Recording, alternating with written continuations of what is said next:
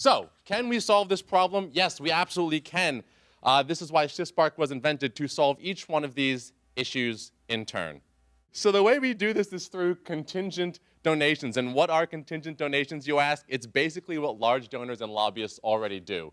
Now we go to the next slide. This is Barack Obama talking to a lobbyist. He's like, I need money. And the lobbyist says, all right, that's great. But first, a quick question about taxes.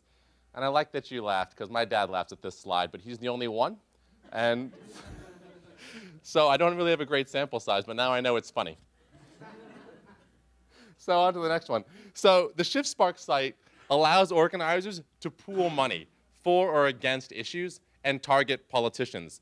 And so money from everyone is held by ShiftSpark so that the politicians know that it's real, it exists, it's on the site.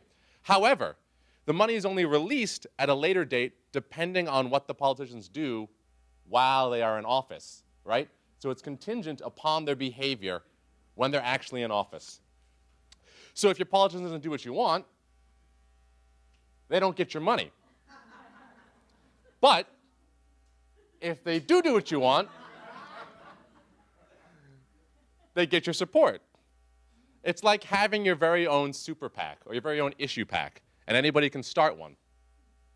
So I just want to talk for a minute about how this could revolutionize the way we do online organizing.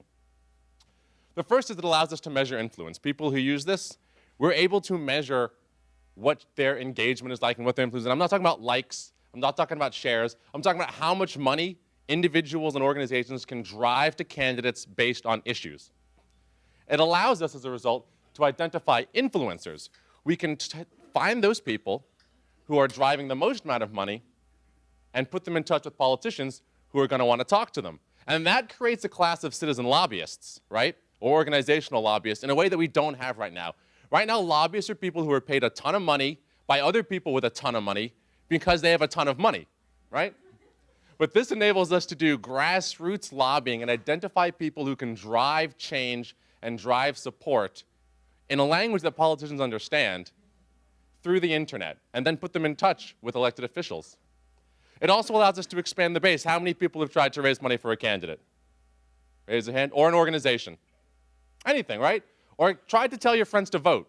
Who tries to get other people to vote? People don't want to do that shit. Why don't they want to do that? It's very simple. The explanation I get the most is, I don't want to vote. This person isn't going to do what I want anyway. They're all the same. I don't want to give money.